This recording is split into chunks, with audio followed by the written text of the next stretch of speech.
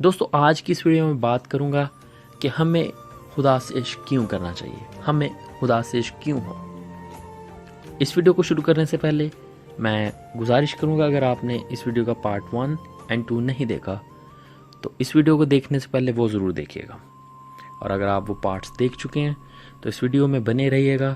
امید کرتا ہوں کہ آج کی یہ ویڈیو آپ کے لیے ضرور مددگار ثابت ہوگی۔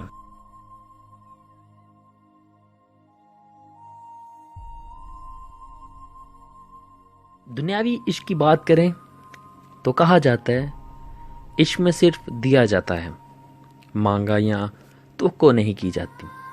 ٹھہریے جناب اور ذرا سوچئے، اگر ہم انسان سے عشق، محبت، پیار اس توقع سے کر سکتے ہیں کہ بدلے میں ہمیں کچھ نہیں چاہیے، تو اگر ہم خدا تعالیٰ سے عشق کریں، محبت کریں، تو آپ کو لگتا ہے کہ بدلے میں کچھ نہیں ملے گا؟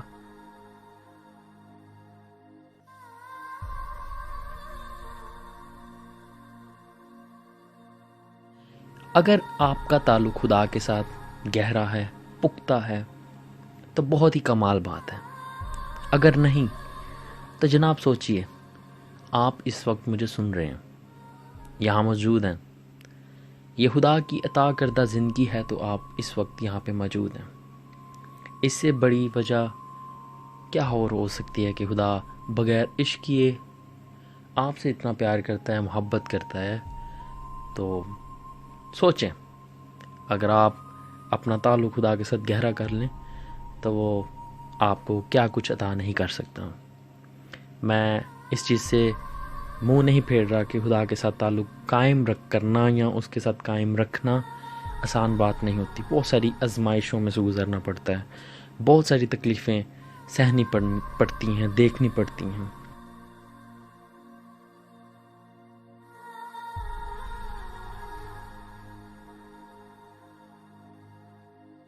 میں نے کسی کو کہتے سنا تھا، عشق میں میں اور تم نہیں ہوتا، بس تم ہی تم ہوتا ہے۔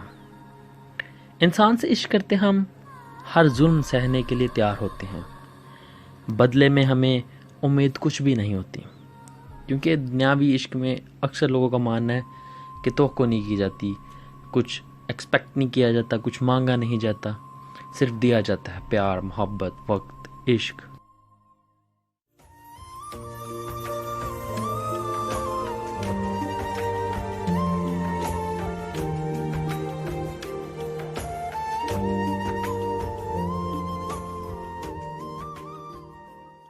انسان سے عشق کرتے ہم ہر ظلم سہنے کے لیے تیار ہوتے ہیں۔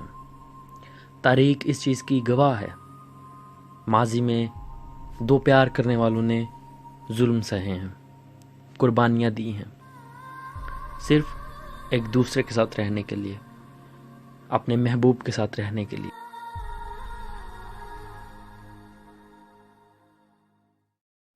ایک حقیقت کا تذکرہ کرنا چاہوں گا، خدا نے ہمیں کیوں پیدا کیا ہے؟ خدا نے ہمیں اس لیے پیدا کیا ہے کہ ہم اس کی حمد و ستائش کریں، عبادت کریں، اس کی تمجید کریں۔ ہم انسانی محبوب کے لیے قربانیاں دینے کے لیے تیار ہیں، ہم اس محبوب کے لیے کچھ بھی کرنے کو تیار ہیں، ظلم و ستم سہنے کو تیار ہیں۔ اور خدا کیا توقع کرتے ہیں؟ خدا ہم سے کیا مانگتے ہیں؟ کچھ دیر کی عبادت، تمجید۔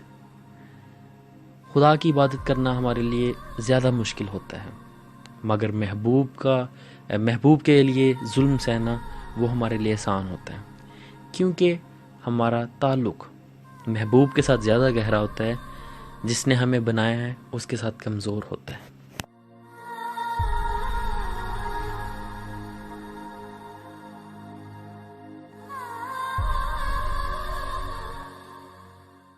انسانوں کے لیے ہم اتنا کچھ کرتے ہیں، صرف انہیں خوش کرنے کے لیے، انہیں خوش دیکھنے کے لیے، یا ان کے ساتھ رہنے کے لیے۔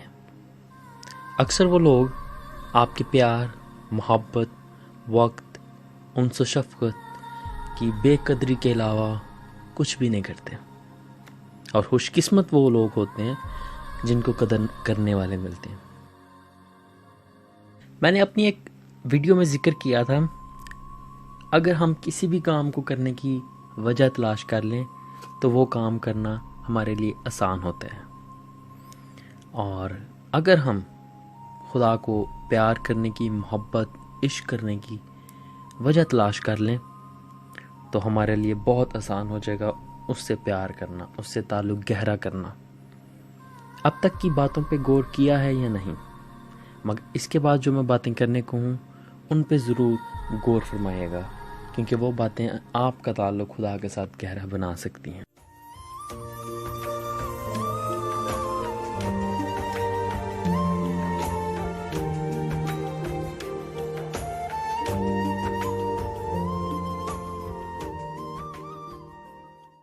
نو ماہ 24 گھنٹے رحم کے اندر بچے کی نشوونما کون کرتا ہے؟ اس کی نگہداشت کون کرتا ہے؟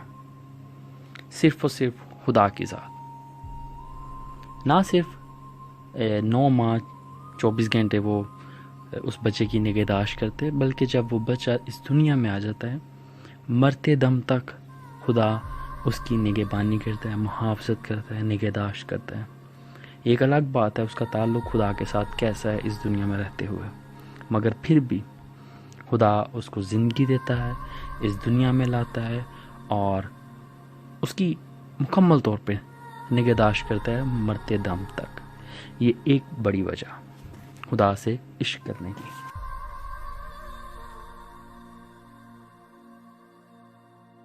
خدا ہمارے لیے ہر روز اتنا کچھ کرتا ہے جس کا ہم حساب نہیں لگا سکتے، جس کا شمار کرنا ہمارے بس کی بات نہیں ہے۔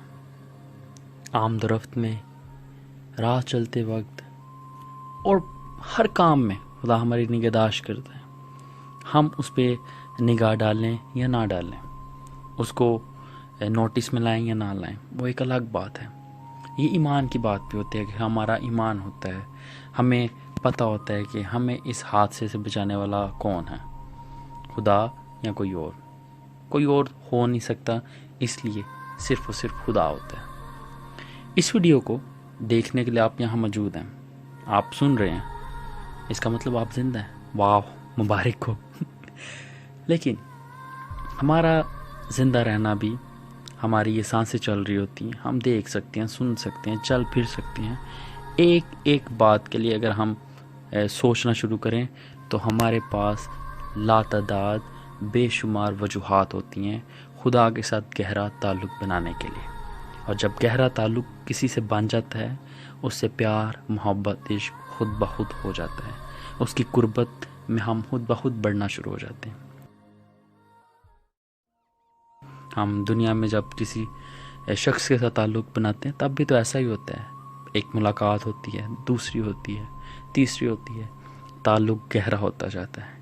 خدا کے ساتھ پیار، محبت کرنے کی کوئی راکٹ سائنس نہیں، سمپل سی بات ہے، آپ کو بنانے والا خدا ہے۔ یہ آپ کا چناؤ ہے، یہ آپ کا فیصلہ ہے کہ آپ نے خدا سے عشق کتنا کرنا ہے، کس حد تک کرنا ہے، کتنی قربانیاں دینی ہیں۔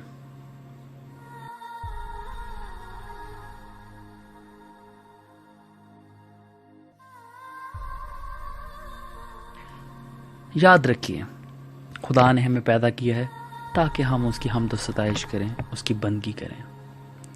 ہر رشتہ درکار کرتا ہے وقت، محبت، لگن۔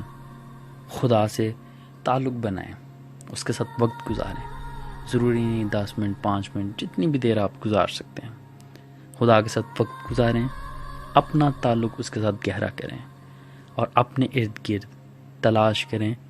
بے شمار آپ کو وجوہات ملیں گی جن سے آپ خدا کے ساتھ اپنا تعلق گہرا بنا سکتے ہیں۔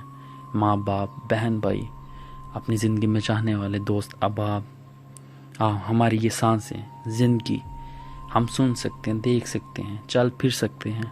چھوٹی چھوٹی باتیں اگر ہم غور کرنا شروع کریں، ان پہ غور کرنا شروع کریں تو یہ بے شمار بن جاتی ہیں، اور یہی چھوٹی چھوٹی باتیں ہمارا تعلق گہرا بنا سکتی ہیں اگر ہم ان کا شکر ادا کرنا شروع کریں۔